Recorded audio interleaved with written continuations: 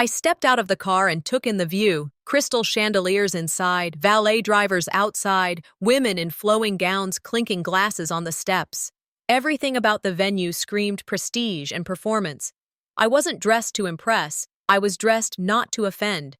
Simple navy blue dress, modest neckline, heels that wouldn't click too loud.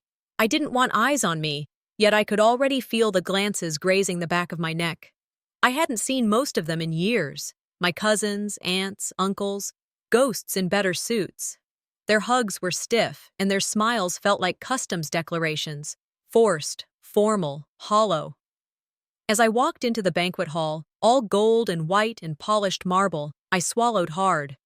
This wasn't just my niece's wedding. It was a reunion stage my mother had been waiting for, a show, and I was cast without consent. People said things like, "Oh, look who's back from Europe," with a smirk that felt rehearsed. I nodded, stayed polite.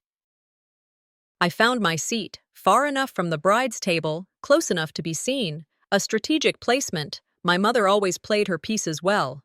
Then came the toast. Darla stood up, tall and proud like a matriarch in her throne. She took the mic from the best man, waved off the polite clapping. "I just want to say a few words," she began, smiling like a woman who already knew the damage she was about to cause. "At weddings, we celebrate unity, family, roots," she said. "And speaking of family, I see we have a special guest tonight. My daughter, Sorrel, all the way from Italy." People turned to me. I smiled faintly, gave a nod. "She always had big dreams," my mother continued. "Bigger than all of us, apparently. She left us to become— what was it? A designer?" Chuckles around the room. Not loud, but enough. "She's the one who ran off chasing fantasy and left her real family behind. But that's okay. Some people learn the hard way." "Don't they, sweetheart?" Her eyes drilled into mine. "She thinks she's better than us just because she speaks a little Italian now." More laughter. My skin burned. She's back now. Maybe she's realized home is where the people are who never left her. There it was. The knife. Twisted. People looked away. Some with discomfort. Others with delight. I sat frozen. Fingers locked together so tightly my knuckles whitened. I didn't cry. I didn't speak. I just nodded again, lips shut. My heart pounded, not from shame, but from restraint. That wasn't the first time. I flashed back to birthdays where she'd tell guests, "Sorrel's too artistic to be on time." Church gatherings where she'd smile sweetly while saying, "She always needed a little more attention than the rest." Or that Sunday BBQ, she turned to the neighbors and said, "She'll be back. They always come back when the dreams dry up." Each jab felt small then, but they chipped away at me like rust on steel. And I let them. I swallowed every insult to keep peace, but peace never came. It just bred silence. I excused myself, walked calmly to the restroom, locked the stall. The mirror above the sink caught me. Tight jaw, misty eyes, shoulders drawn in. I washed my hands, not because they were dirty, but because I needed something to do. I breathed, in through the nose, out through the shame. Why am I always the one holding the damage? I thought. Someone stepped out of a stall beside me, woman around my age. She looked at me, then handed me a tissue. "Don't let people who didn't build you break you." She didn't ask what was wrong. She didn't need to. Her words sat with me like bricks. I didn't leave. I walked back into the hall. My steps felt heavier, but solid. I didn't sit at the same table. I stood by the bar for a while, sipping soda water, watching the crowd as an outsider who no longer begged to be let in. Later, I returned to my seat. I leaned toward my cousin and asked quietly, "Can you give me a ride after dinner?" She nodded. I ate without speaking, chewing slowly, but my silence had changed. It wasn't fear, it was control. Then I caught my mother looking at me. For the first time, her eyes flickered, not with victory. When I got back to my apartment, the silence was jarring. No music, no clinking glasses, no artificial laughter echoing through chandeliers. Just the hum of the fridge and the weight of everything I didn't say at the wedding pressing into my chest. I kicked off my shoes, dropped my bag, and dumped the contents onto the couch. A half-used lipstick, crumpled program, and a hairpin I never even wore. My mother's words replayed in my head like a stuck record. She thinks she's better than us. No one stopped her. Not my father, not my siblings, and definitely not the cousins who giggled behind champagne flutes. I should have expected that. I once read a line, Maya Angelou, I think. The first time someone shows you who they are, believe them. My family had shown me over and over again. I just never had the courage to believe it. The next night, just as I was about to make tea, my phone buzzed. Mom. I let it ring. Then another buzz. Voicemail. Then a text. Call me. Reluctantly, I did. Her voice, warm and sugar-coated, dripped with control. I just wanted to check in, she began. You disappeared so quickly at the wedding. People were talking. I didn't take the bait. I left after dinner. I thought the public ridicule portion of the evening was done. She sighed like I was the unreasonable one. You embarrassed the family, Sorrel. You always have to make things about you. I paused, then asked calmly, why do you need me to be the problem? Why do you need someone to blame so badly? Her tone hardened. If you keep acting like this, disrespectful, you won't see a dime of what we've saved. You want to be independent? Fine, but don't come crawling back when that little dream of yours dries up. For the first time, I didn't defend or explain. I just said, goodbye, Mom, and ended the call, though my hands were trembling. The next day, she sent a group text. Family meeting tomorrow, 5 p.m., at our house. Mandatory. Mandatory. Like we were employees, not relatives. I stared at the screen for a long time, thumb hovering. I thought about ignoring it, but some part of me, maybe the part still begging for justice, knew I had to go. That evening, I told a coworker over lunch. She looked at me, tilted her head. You know, she said, silence is a survival tactic, but it's not a life strategy. I packed a small notebook into my purse that night. If they wanted a meeting, I was coming prepared. Not for war, but for truth. When I pulled up to the house the next day, the lawn was perfectly trimmed, the porch lights already on though it was still daylight. Classic image, deceivingly calm. Inside, the living room looked like it always had, family portraits on every wall. Except none of me alone. Only in group shots, always on the edge, half smiling. I took my seat on the far end of the couch. Mom stood at the front like a courtroom judge. Dad sat in his recliner, nodding along, eyes dulled. My sister crossed her arms. My brother wouldn't even look at me. This isn't an attack, Mom started, already lying.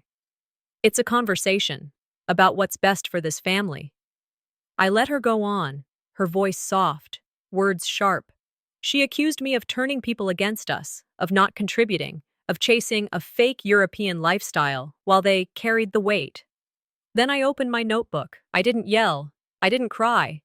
I listed the checks I'd sent for Dad's hospital bills, the rent I covered when my sister was between jobs, the time I flew home from Milan just to help during the storm cleanup, and then I pulled out my phone. Here, I said, turning the screen toward them. This is the wire transfer, the one that went through my account and landed in hers. Yet somehow, at Thanksgiving, she got the credit for saving the day. The room went still. My sister's face paled. My father blinked, slow and startled. Darla's jaw clenched. You're twisting things. No, I'm documenting them, I replied. Calm, firm. Inside me, something shifted. I wasn't angry. I was clear, like fog had lifted. I remembered something my grandmother once whispered during a long car ride. You teach people how to treat you. And I'd been teaching them for years that I'd take it. That ends now. My mother didn't yell back. She just stared, and for the first time, I saw it. Fear. Not loud, but present. I stood, smoothed my coat. Thanks for the meeting, I said, but I won't be attending the next one. I walked out. The air outside felt thinner, lighter. I got in my car, turned on the ignition, then paused. I opened the flight app. Florence, one way, 3 months out, booked. If they wouldn't give me a seat at their table, I'd build my own.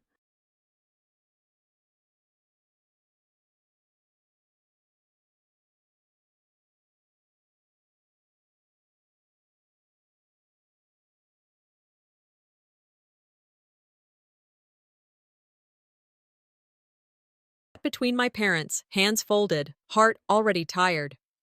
My mind whispered, I'm doing this for appearances, but another part recognized something dangerous in me had already broken. As the choir sang, I watched my mother's practiced smile, teeth showing, eyes distant. She was the perfect matriarch before crowded pews. But behind that mask, in private, she had always been sharp. The pastor called for a homecoming moment, children returning to faith, and I froze. I knew what was coming. When my mother stood and took the mic, she thanked God for her successful daughters, the ones who stayed, the ones who married, the ones who raised their families. She didn't pause, she didn't stumble, she omitted me, she never said my name. Instead, some people leave and forget their roots. The room broke into polite applause. I clenched my jaw. I bit my lip so hard I tasted blood. I whispered to myself, you don't belong in this theater. I slipped out before the benediction, head high but heart bruised. At lunch, I walked into the patio for air. My sisters were in the kitchen doorway, voices light, laughter cutting. She walked out like we're nothing. That Italy dream is just a midlife trip. She reads Italian menus now, thinks she's cultured. My world cracked. The sister who once borrowed my clothes now treated me like a stranger. I backed away silently, refusing to become part of their laughter. My drive home was a stillness that roared inside. No radio, no distractions. The city on either side blurred. I replayed every time I let them rewrite my truth. A memory. My mother tearing apart my science fair board because my project made others uncomfortable. I said aloud, it was never about love. It was about control. Tears came. Not of weakness, but release. I sat in my car long after I turned it off, making a list. What I choose from now on. Back in my apartment, I pulled out scissors and magazines. I cut a picture of Florence, of terracotta roofs, vine-draped windows. I cut a small villa image, a coffee table, a handwritten note, day 1 of doing it for me. In the margin, sometimes family isn't who raised you, it's who doesn't cut your roots. Later, I opened my email, forwarded message from mom to a community newsletter mocking my Italian dreams as hallucinatory. My breath caught, but I didn't delete it. I saved it, knowing silence was no longer weapon.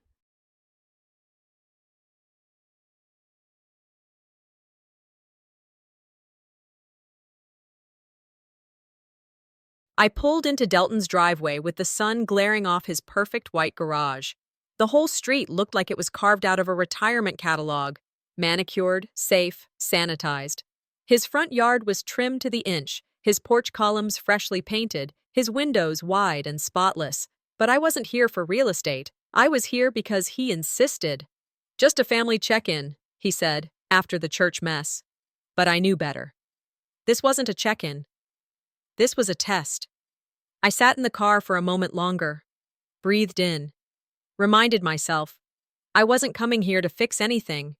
I came to watch, to remember, to stop flinching.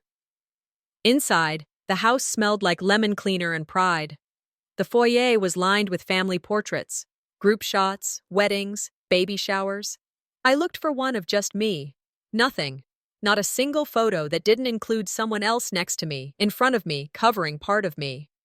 I stared longer than I should have, long enough for Vanessa to notice. You want water or wine? She asked. I didn't answer.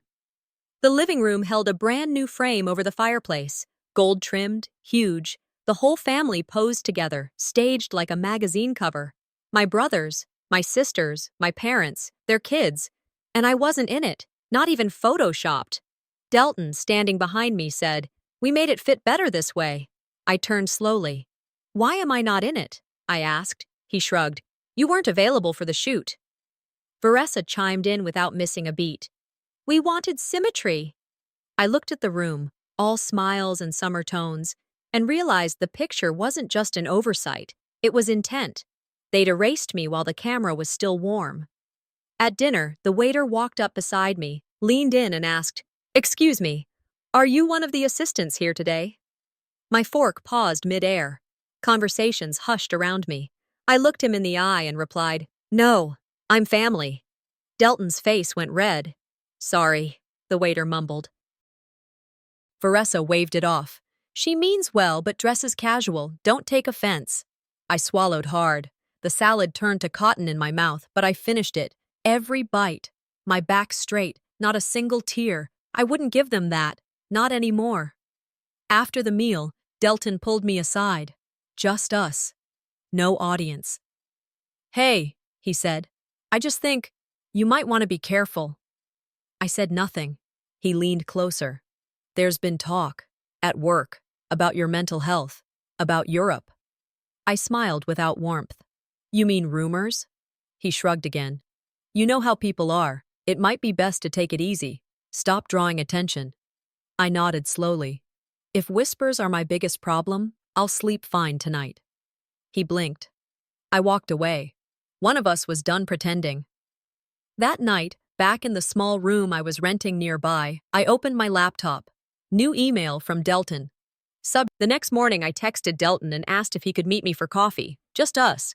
He said yes with that short, clipped tone he uses when he's curious but nervous. We chose a little cafe off Maple Avenue, the one we used to go to as kids for hot cocoa after school. As soon as we sat down, I skipped the pleasantries. No weather talk, no questions about his job. I pulled the printed folder from my bag and slid it across the table. Why is my name missing? I asked quietly. He picked up the pages, pretending to scan them. I'll have to check with the attorney. These things get complicated. It's not complicated, I said, voice steady. It's a pattern. I've paid bills, handled emergencies, even helped you get that down payment. You know that. His jaw tightened. He didn't look at me. This isn't about a file, I added. It's about how you're erasing me while I'm still alive. His shoulders stiffened, his whole face changed.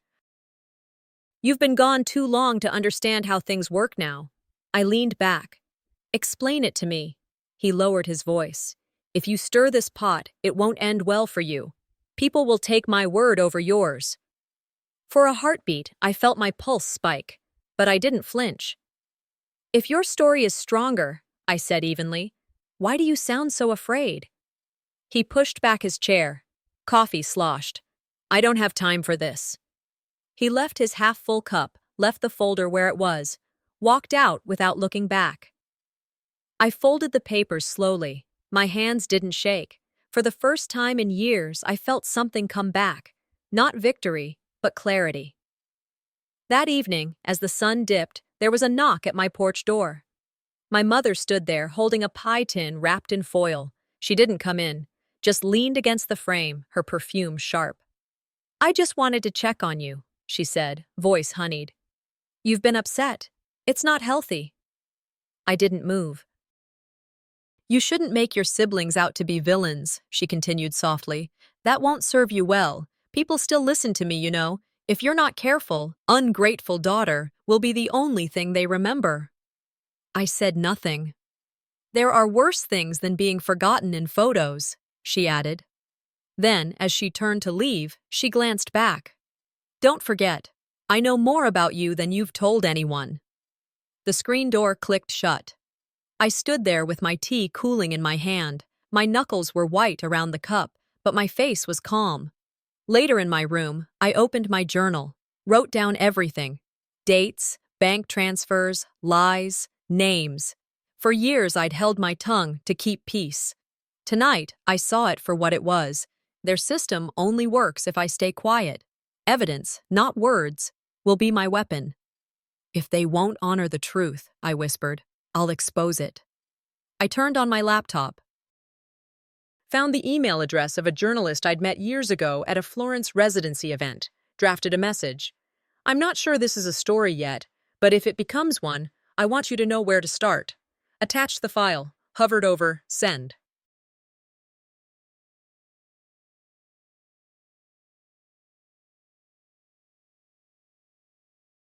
The envelope was thick, stiff, like the kind you only get for weddings or lawsuits. Darla's handwriting curled across the front, a little too carefully. Family reconciliation dinner. I held it in my hands for a long time before opening it. My first instinct was to toss it into the trash. But something about it, it wasn't an apology, but it was close enough to a line in the sand. And I wanted to be the one to draw the line. 2 evenings later, I pulled up to Delton's backyard just as the sun dipped below the tree line. Paper lanterns swayed overhead, casting soft, warm light. The tables were laid out like a catalog page. White linen, delicate glassware, folded napkins shaped like lilies. Jazz drifted through hidden speakers, something soft and polite. I scanned the crowd. My siblings were already seated. A few of Darla's church friends, 2 neighbors from down the block, all hand-picked. I walked in with my shoulders back, file folder tucked under my coat. Each step felt deliberate. The question rolled through my mind like a slow drumbeat. Will I walk out, or will I demand respect tonight? The clinking of glasses signaled the start of the toasts. Darla stood up, all grace and charm, holding her wine like it was part of the performance. "Family is everything," she began, her voice soft enough to sound sincere, loud enough to sound rehearsed. "I'm proud of every one of my children. Each of you has made me proud in different ways." Then she paused, her eyes drifting toward me like it was part of a script. "Even my daughter in Italy. I've always been proud of her. I just didn't want to overshadow the others."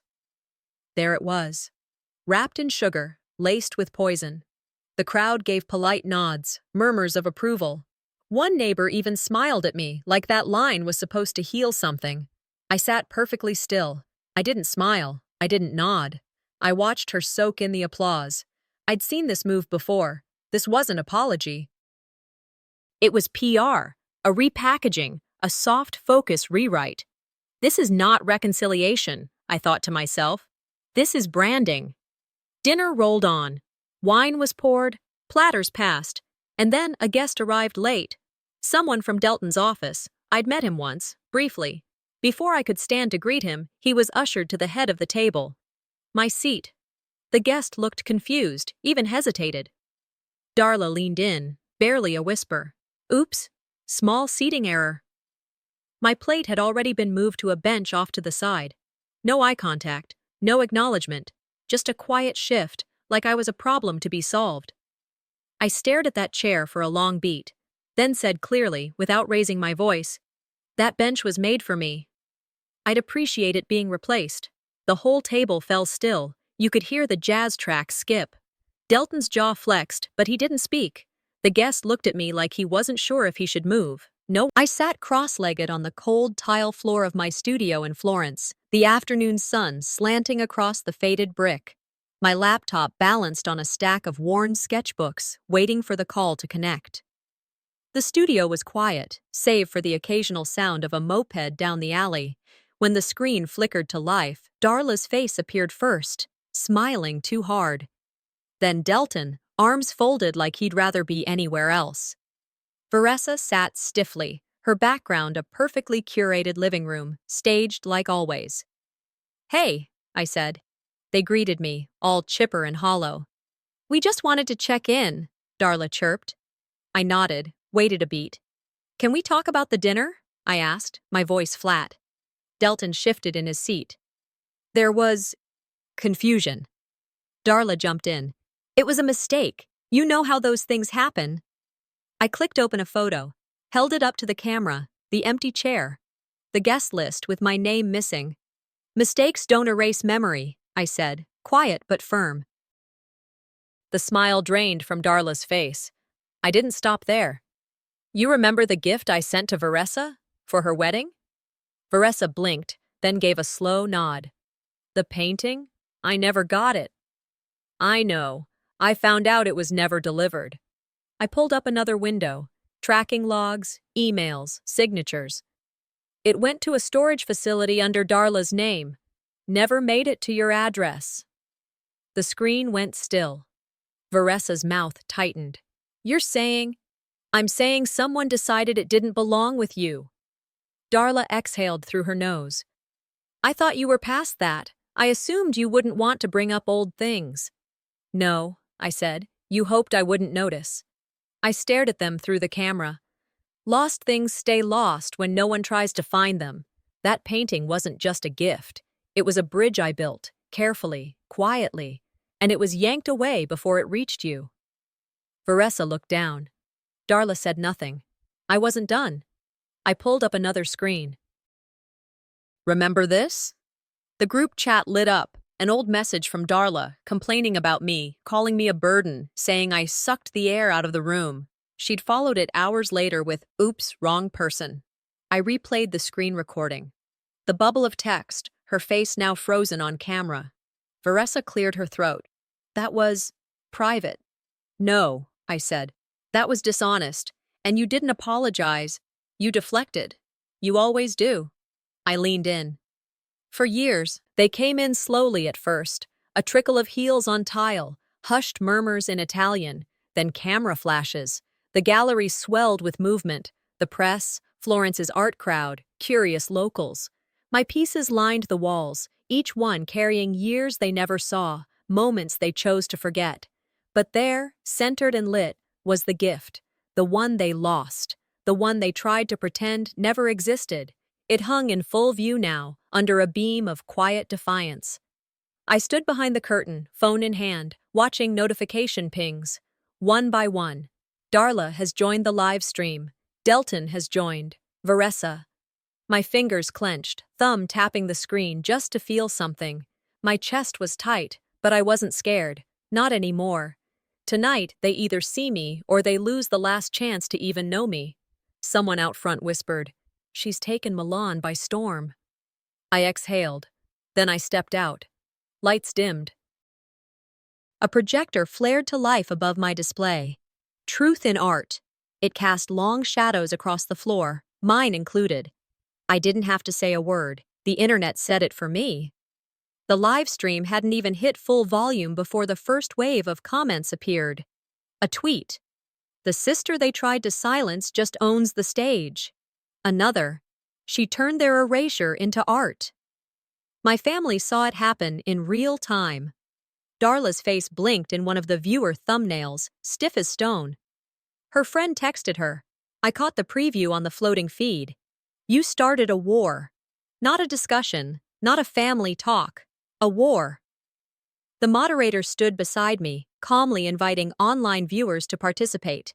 Comments began appearing mid-air, one of those new augmented projection features. "You weren't erased. You evolved." When blood turns blind, truth has to see for itself. I didn't read them aloud. Just scanned. Silent. One by one. It felt like holding proof in my hands.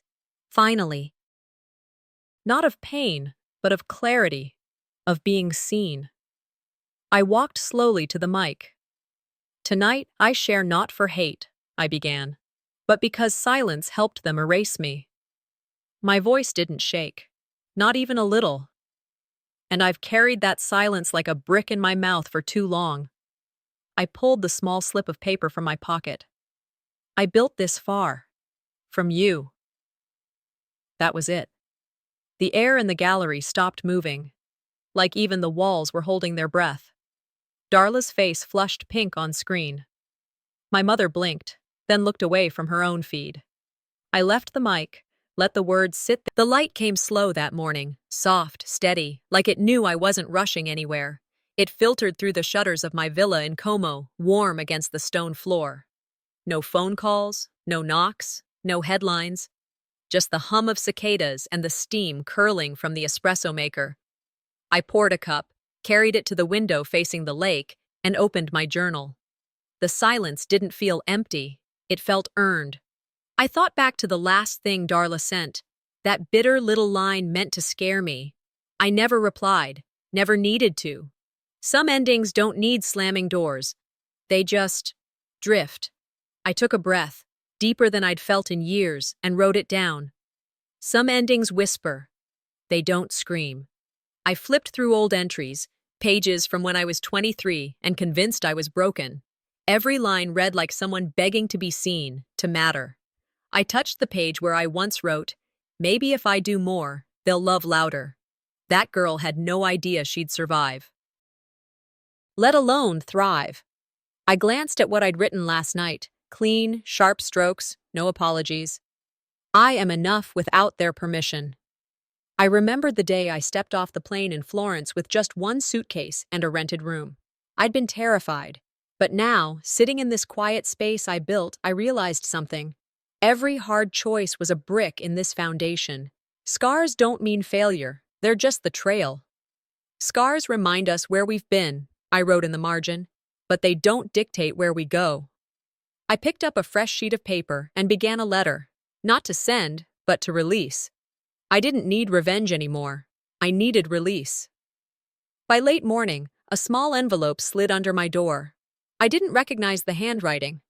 Inside, a note from Elise, my youngest cousin. She wasn't a loud one, never was, but her words struck clean. You showed me that standing alone doesn't mean being lost. I applied to art school. She called me the first woman in our family who didn't apologize for shining. That line sat in my chest like fire and forgiveness wrapped in one. I didn't cry because I was hurt. I cried because maybe I had become someone I would have looked up to. My response was short. Find your brush. Don't ever put it down. Simple, honest. Legacy doesn't always roar. It begins in echoes. That afternoon, I pulled out the one painting I never showed. A small canvas, edges worn, never framed. It was of a girl, barefoot, hair wild, standing in front of a towering shut door. I hadn't touched it in years. Didn't even know why I kept it. I wrapped it in linen and walked it to the dock. Rowing out, the lake was calm, glassy. No tourists, just me. I lowered the canvas onto the water. It floated for a few breaths, then started to sink. I whispered, not everything beautiful needs a witness. Sometimes being seen starts from within. And I meant it. Not for anyone else, for me. By early evening, I had a meeting with the local arts council. We finalized the Sorrel Grant, a youth mentorship for girls who never had a room of their own to create in. It wasn't charity. It was a door. One I never had. One I could open for someone else. I left the meeting with no press, no speeches, just paperwork and purpose. That night, the villa was quiet again. I took my sketch pad onto the terrace and let the moonlight guide the pencil. No deadlines, no critics, no need to prove anything. Just me, creating again. Finally. She may never say sorry. She might carry her version of the story